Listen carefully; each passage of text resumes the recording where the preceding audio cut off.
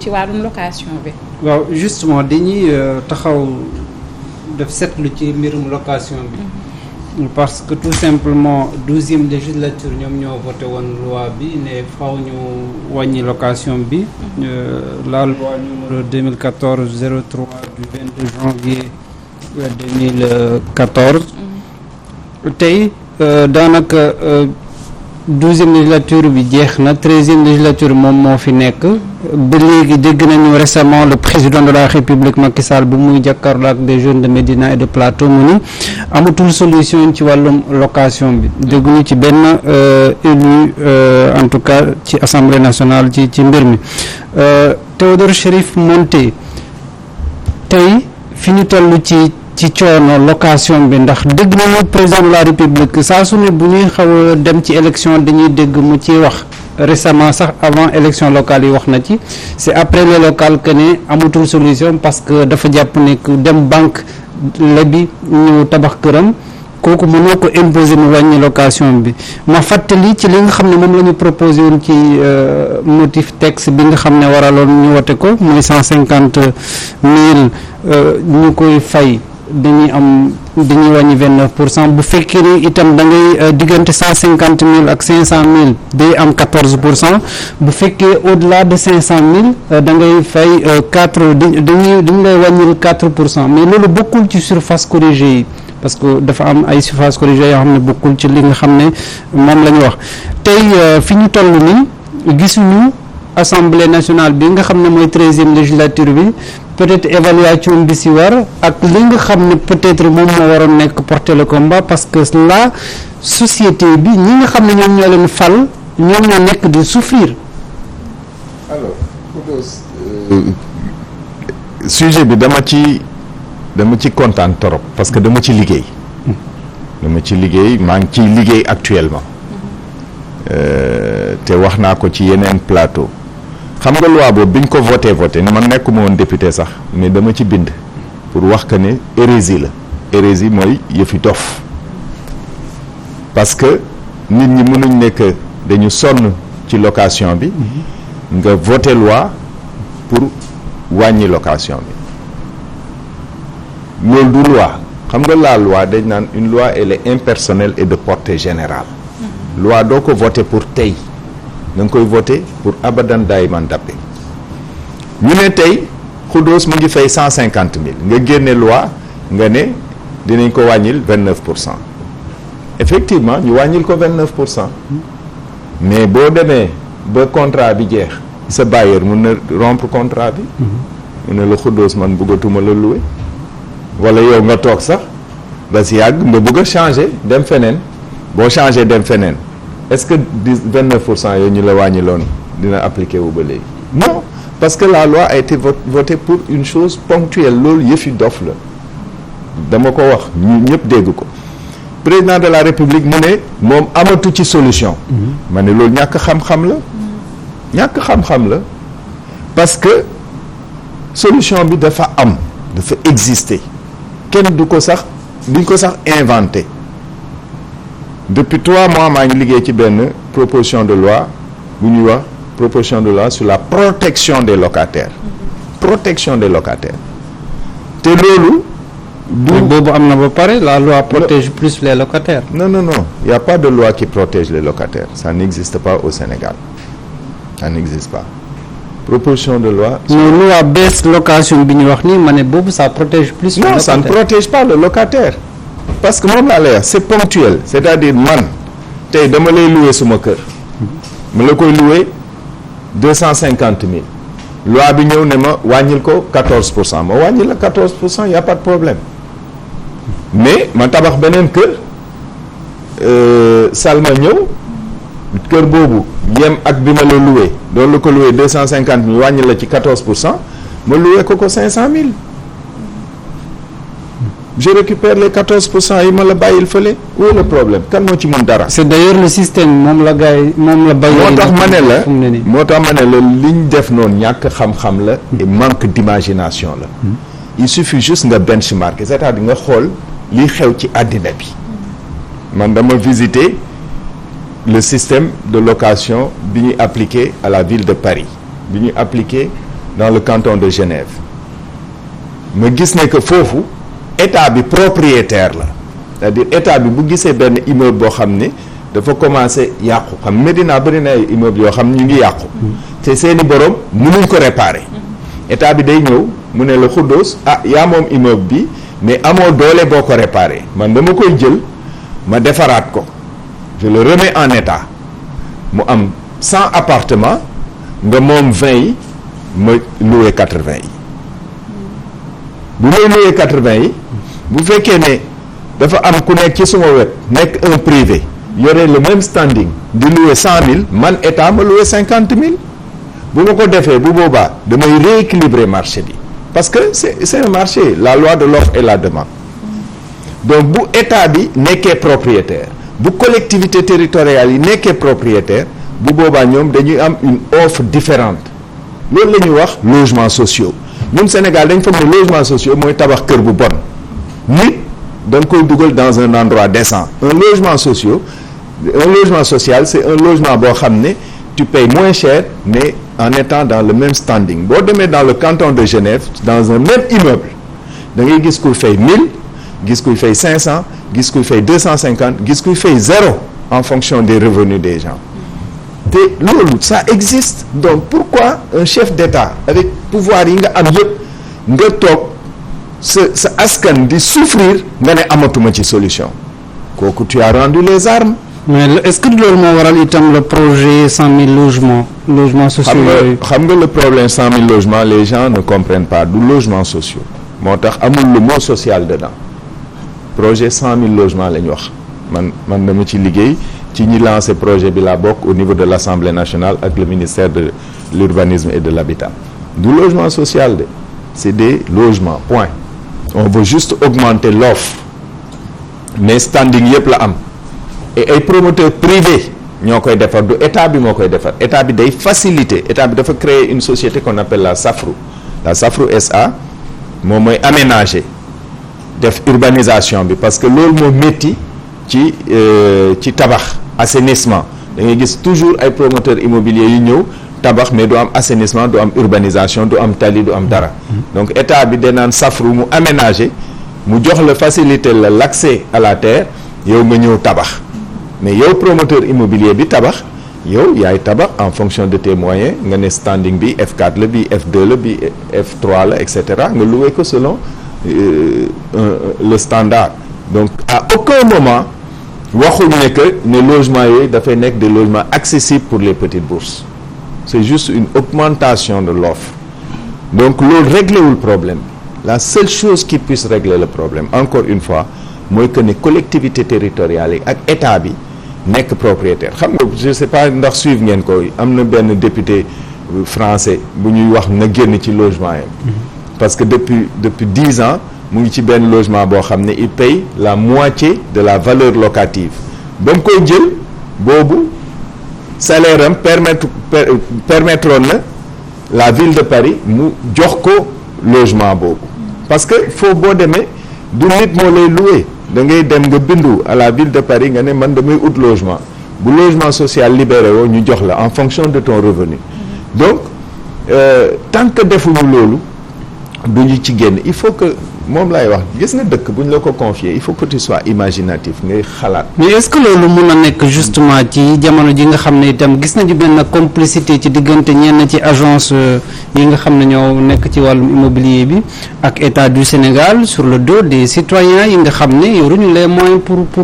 louer. waaw mais xam nga boo nee complot rek entre l'état ak un promoteur privé problème commencé na ñëw parce que état d'abord rôle premier mooy protéger citoyens yi xam nga citoyens yi état moomul pouvoir bi c'est le peuple souverain moo ko moom mu tànn nit ne ko yow de yaa ma doy ma jox la suma doole jox la suma alal ci diir donc kooku da nga ko war a protéger le citoyen c'est lui permettre d'aller à l'école c'est lui permettre de se soigner c'est lui permettre d'avoir un toit c'est lui permettre de trouver un travail donc yooyu yëpp c'est le rôle de l'État moo war a garantir droits yooyu c'est des droits inscrits dans la constitution sénégalaise donc bu ko état deful dafa faillir bu ñu demee nag ba naan état dafay allié wu avec des privés sur le dos des citoyens, ça veut dire que c'est devenu très très grave. C'est devenu très très grave. L'État rôle am du privilégier ay privé. Son rôle c'est de garantir les équilibres, les grands équilibres. C'est vrai nit ñi investir état bi daf leen war a soutenir parce que kiy investir mooy indi emploi. Mais en même temps état bi dafa war a protéger néew si doole. boobu ñu war a jox tey investisseurs yi est-ce que waruñu mën a xoolaat coût ciment bi coût fer bi xëy na parce que boo gisee investisseurs yëpp après alit boobu lañ lay jox ciment dafa cher fer bi dafa cher loolu moo tax xëy na ñoom ils sont obligés yokk seen coût location boobu après mën cee génn. waaw moom laay wax rek xam nga le privé boo nekkee maa ngi gis yéen a ngi affiché suma produit yi man maa ko defar sax. kat yi waaw yow kay li moo tax nga baax.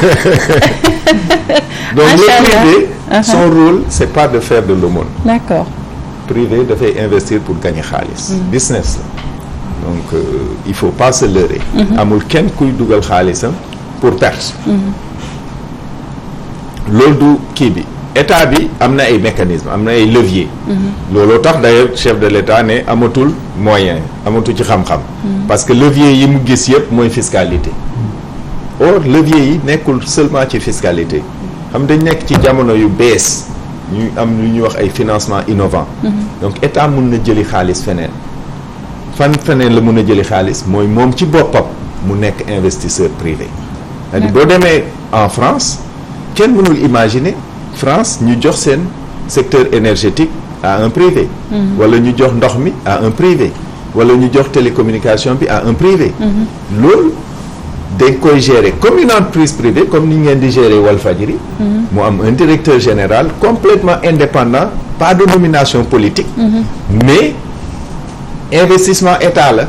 donc bu at mi jeexee bu ñu joxe dividende yi état bi day am. justement donc mooy. honorable est-ce que jotul ñu xamal locataires yi nga xamante ni moom mooy seen ak seen yelleef parce que tey Sénégal booy xool bu dee 100% la 90% yëpp xamuñu seen ay droits xamuñu seen ay devoirs par rapport li nga xamante ni moom mooy location bi sànq yaa ngi koy wax lii ñeel mbirum location c'est la loi de l'offre et de la demande te tey gis nañ ni que demande bi dafa bëri lool est-ce que loi boobu balaa ñu ko doon teg gën woon ñu gën a yokk li nga xamante ni moom mooy offre bi doon régulariser li nga xamante ni moom mooy montant location yi. moom laay wax rek c'est-à-dire état bi moom protecteur la état dafa war a